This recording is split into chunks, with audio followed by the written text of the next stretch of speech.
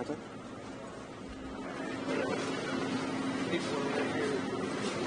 Migration.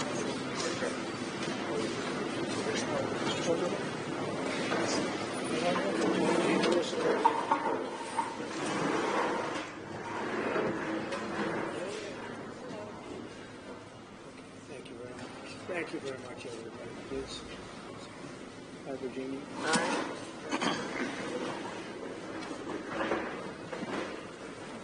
Well, thank you very much. It's a little cold outside, but you're getting used to the cold. And one of the things that are very important to me, and one of the reasons I'm happy that we won so convincingly, is to help North Carolina get fixed up. They supported us in record numbers, and I'm supporting them in record numbers too. And they had me set. I wanted to go to Los Angeles and see what was going on with California, why they aren't releasing the water. Millions and millions of gallons of water. They're sending it out to the Pacific. Someday somebody's going to explain that one. In the meantime, they have no water in Los Angeles where they had the problems. But so we're going there. But I said, well, what about North Carolina? Well, you could do that. No, I can't. I said, we're stopping in North Carolina first, and then we're going to Los Angeles. And we just appreciate the outpouring of love that we've had here. Laura was, as you know, very instrumental in the campaign. And she lived here and is loved, and we appreciate it. And Michael Whatley has been incredible, wherever Michael is. Hello, Michael. Michael Whatley has been great, and your congressmen have been great. And what we thought we'd do is take a quick look around. First, we wanted to do this. I want to say that we're very disappointed in FEMA. Your new governor, it's not his fault. He's brand new to the whole situation. But we're going to work together with the governor. We're going to work together with the senators. But really, we're going to work a lot with your congressmen, especially the three that are in the area, and Michael Whatley. And I'd like to put Michael in charge of making sure everything goes well. And Franklin Graham has been unbelievable. We've made a big contribution to Franklin, and we'll continue to do so. But I've been hearing nothing but praise for the job that Samaritan's Purse has done with Franklin, and we appreciate it. Where is Franklin? He's around here someplace. And that good-looking guy, he's always been a good-looking guy. His father was a good-looking guy, too, I'll tell you. We loved his father, right? I saw his father in the latter years, and I said, well, he doesn't have long to go. He was having a hard time, and he lived about 3 or 4 years after that, right?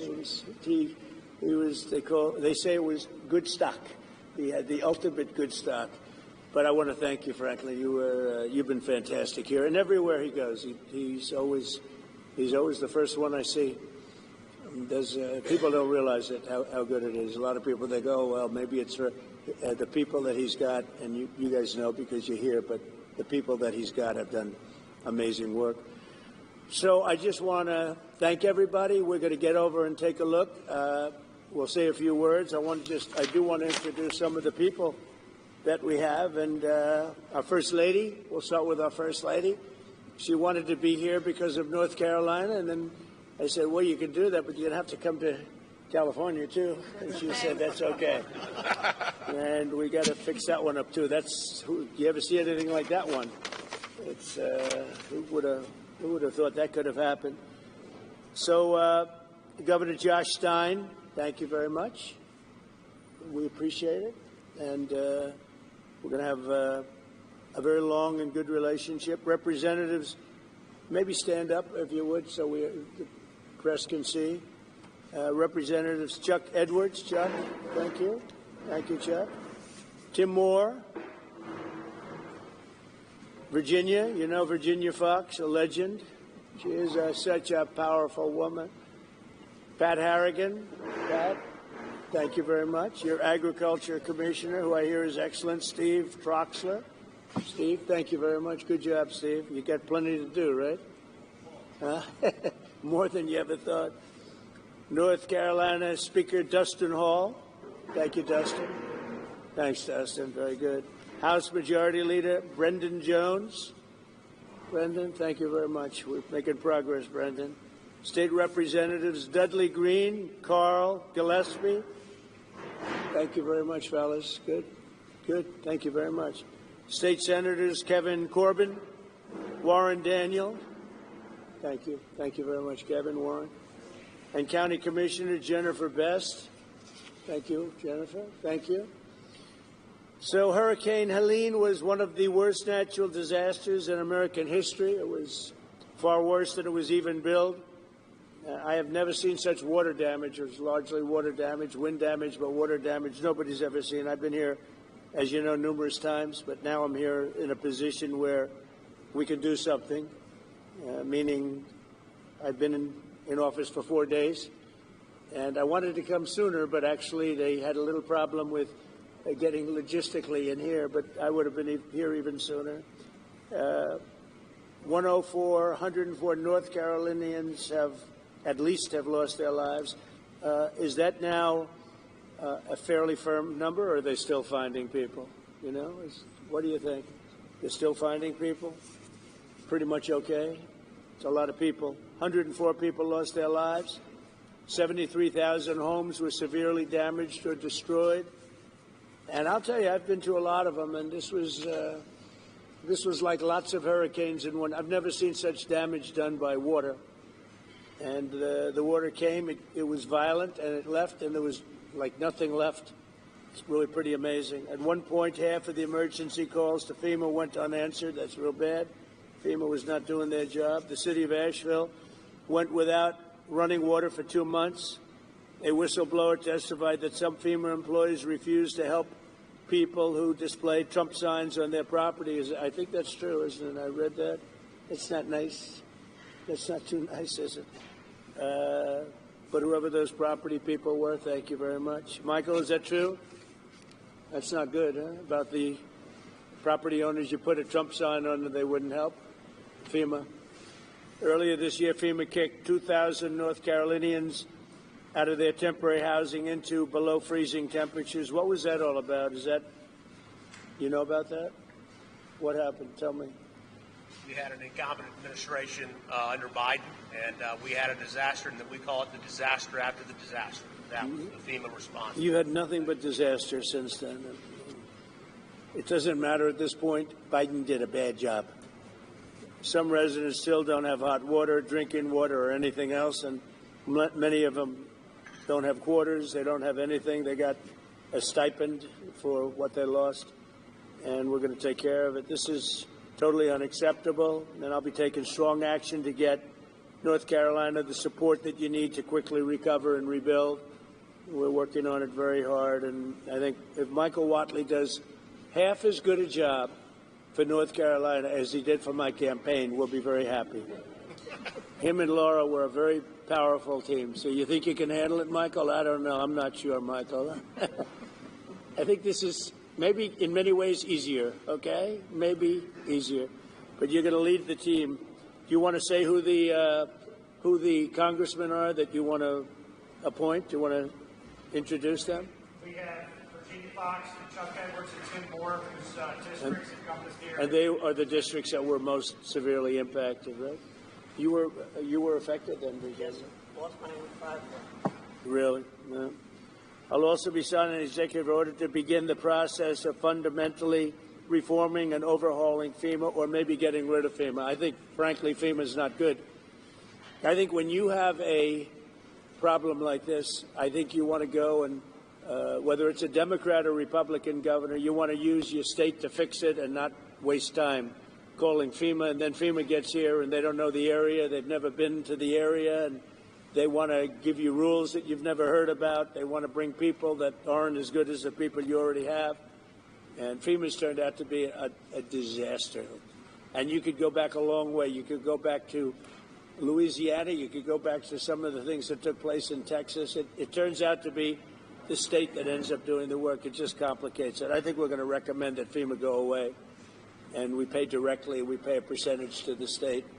But the state should fix this. If the state did this from the beginning, it would have been a lot better situation. I think you guys agree with that, right? So I just want to say that Asheville, I know it well. It's a great place, so we're going to have it be a great place again. That was the one that was most severely affected. But North Carolina is going to come back bigger, better, stronger than ever before. And you're going to be very thankful. And you've already seen, I know that it really began 4 days ago, but you've already seen more action than you have in the last 3 months. And we're going to get it together. We're informing the Army Corps of Engineers to get going because you have a lot of river breaks and a lot of areas that you're going to need some pretty big work.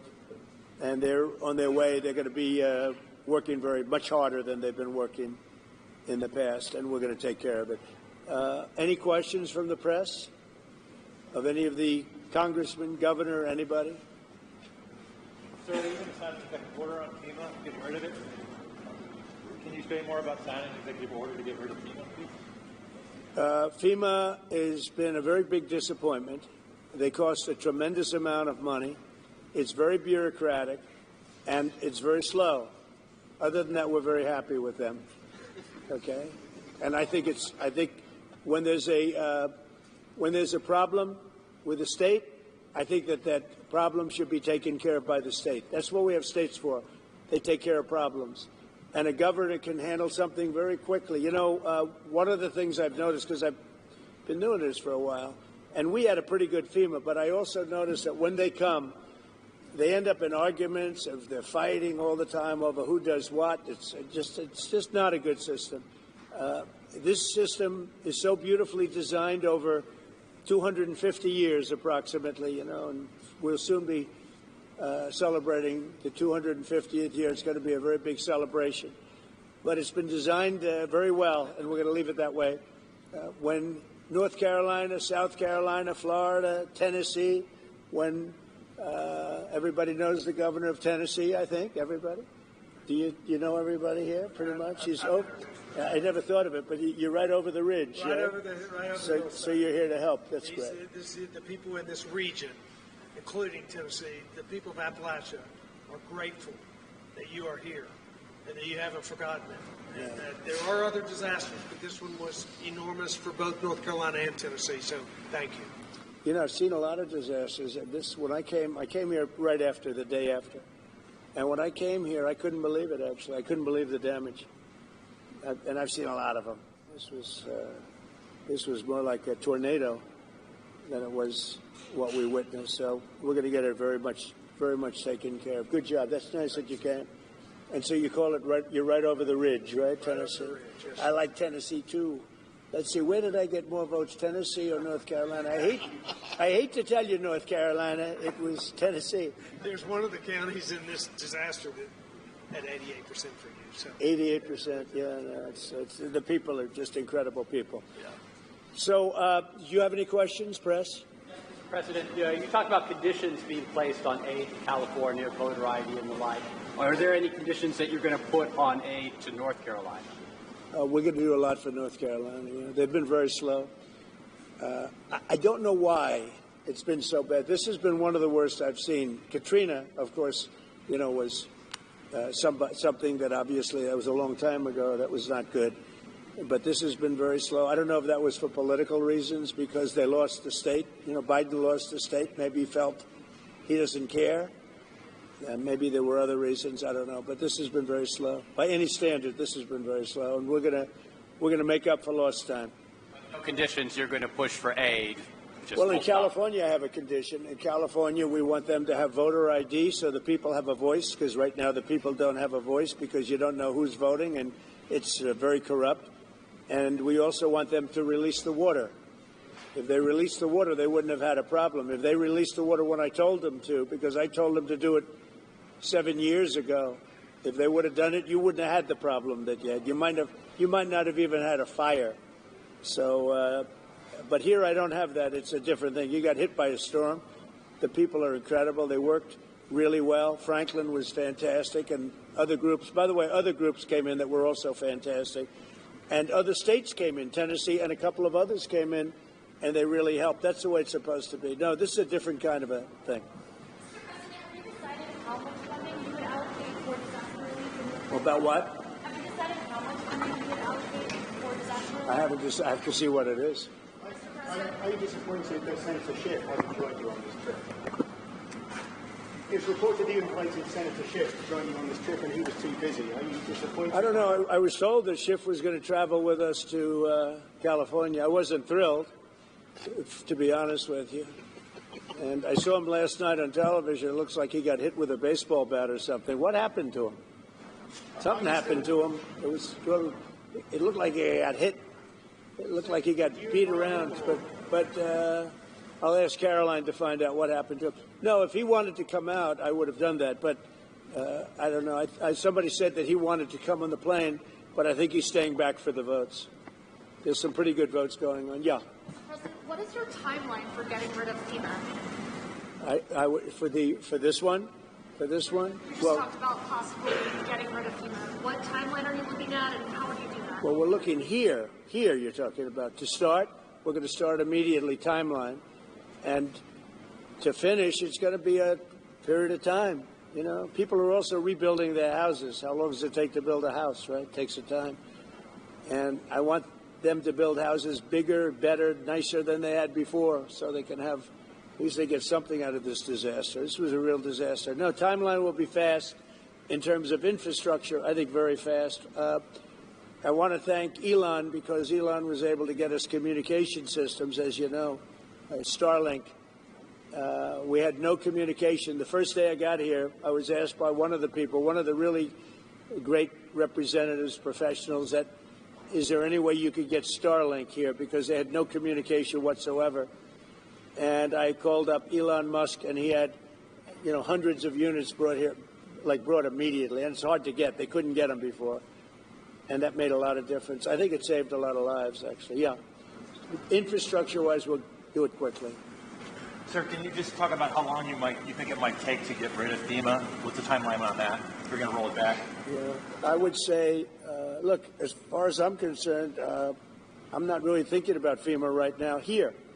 I'm thinking about Michael Watley, and I'm thinking about the 3 Congress people that you just heard from, and also the other people in Congress, and they'll be working with the governor. They'll be working with the governor, so that's what I see. Change the subject real quickly. The Laken Riley Act was signed by Speaker Johnson yesterday. Right. When do you anticipate to sign that in November? Well, we're honored by that.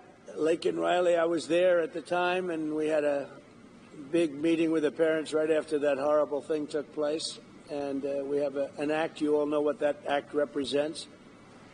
And it was a bipartisan bill. Many Democrats signed onto it. That's something that is a tribute to Laken, a beautiful young lady who was killed viciously by an illegal alien. And we passed a very powerful bill, and it was just approved, and we'll have a ceremony sometime very shortly. I'll be signing it. In other words, if you're asking, I will definitely be signing it. Okay?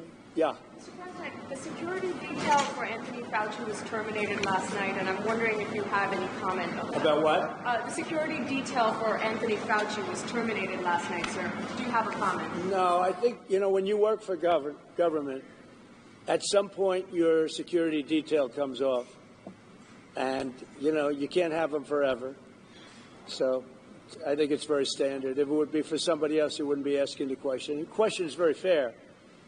But, you work for government. We took some off, other people too.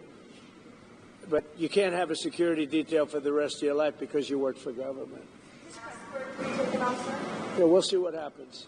Would you feel partially responsible if something were to happen to, say, Dr. Fauci No. or John Bolton? No. They all made a lot of money. They can hire their own security, too. All the people you're talking about, they can go out.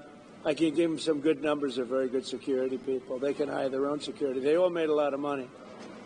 Fauci made a lot of money. They all did. So if they, felt that strongly, I think that certainly I would not take responsibility. North Carolina is a state that relies on trade and manufacturing. Are you going to have an announcement on new tariffs coming soon? Is there a timeline now? Yeah, the tariffs are going to make our country rich. We're going to be a rich, rich country very soon. Tariffs are going to make it rich, and competence. We have common sense, competence, and tariffs. The word tariff is one of the most beautiful words in the dictionary. Jonathan Reynolds, the business secretary of the United Kingdom, said that there's an even trade between the U.S. and the UK, so they shouldn't have tariffs. Does trade imbalances or a balanced trade affect tariffs and your decisions? Yeah, unbalanced and balanced, and also deficits. Like with Canada, we lose $200 billion a year with Canada. That's because we allow them to make cars. We allow them to take lumber. We don't need their cars. We don't need their lumber. We don't need their food products because we make the same products right on the other side of the border. It's sort of crazy. So we've just allowed that, bad management has allowed it over the last 4 years in particular to become very imbalanced.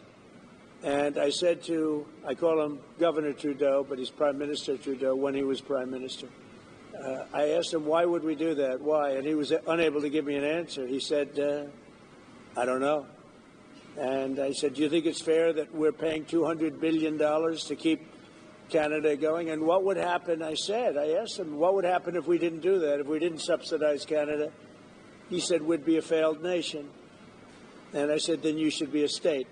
Because why are we paying all of that money to Canada when, we could use it ourselves, right? So we take care of their military. We're going to order about 40 Coast Guard big icebreakers, big ones. And all of a sudden, Canada wants a piece of the deal. They say, why are we doing that? I mean, I like doing that if they're a state, but I don't like doing that if they're a nation. Also, they've been very nasty to us on trade. Historically, Canada has been very, very bad to us, very unfair to us on trade. So we'll see how it all works out. I would love to see Canada be the 51st state. The Canadian citizens, if that happened, would get a very big tax cut, tremendous tax cut, because they're very highly taxed. And you wouldn't have to worry about military. You wouldn't have to worry about many of the things. You'd have better health coverage. You'd have much better health coverage. So I think the people of Canada would like it, if it's explained. But just to start off, they'd have a massive tax cut. And they'd have a lot more business because then we'd let business go to Canada routinely and there'd be no tariffs. If we did that, there'd be no tariffs. The United Kingdom might be in a better spot then. Reverend Franklin Graham has been a great asset to the state. Talk a little bit about the way the Samaritan Purse has helped North Carolina. Yes, once again, the first Reverend Franklin Graham has been a big part of Samaritan Purse and their aid to North Carolina. Just want to get your thoughts on that. Franklin Graham has been a big asset to the state. His father was a big asset to the state, to the country, both of them. I just think this. I think Franklin and other people that are doing what Franklin have done, but, I've known Franklin so long. He was at the inauguration. He made a speech, beautiful prayer. He does a great job. And we made a big donation, and it was money well spent. Sometimes you make donations, it's not well spent. He's done a great job here. He's done a really great job. So I want to thank you. We're going to the site now, and one of the sites, and for those that haven't seen it, you won't even believe it, but not enough work was done. We'll get it done fast. And I can speak for the Republican congressman. We're going to knock it out, right? We're going to knock it out. And I think we take it very personally because North Carolina was very unfairly treated, very, very unfairly treated. And it was obvious. It was too obvious. And we're going to make up for lost time. So thank you to the people of North Carolina. Thank you, everybody.